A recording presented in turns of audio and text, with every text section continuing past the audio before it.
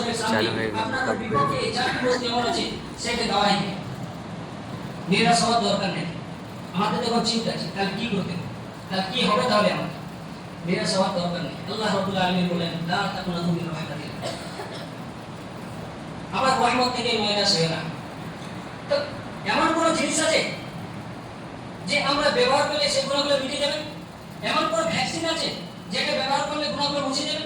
এমন কোন অ্যাপ আছে যেটা ডাউনলোড করলে সেই গুণাগুলো মুছে যাবে? আছে কি কোন কেমিক্যাল যেটা ব্যবহার করলে আমাদের গুণা যেমন আমার নামাকে মুছে যায়? আল্লাহ রাব্বুল আলামিন বলেন আছে।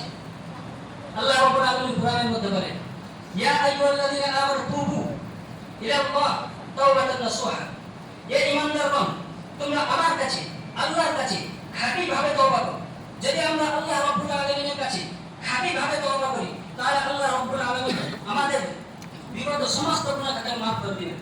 সুবহানাল্লাহ, আলহামদুলিল্লাহ। যদি আমরা খাঁটি ভাবে তওবা করি তাহলে আমাদের লাভ কি হবে? আল্লাহ রাব্বুল আলামিন বলেন আসা রাব্বুকুম আন ইউকাফিরা আনকুম সাইয়্যাতিকুম ওয়া ইউদখিলাকুম জান্নাত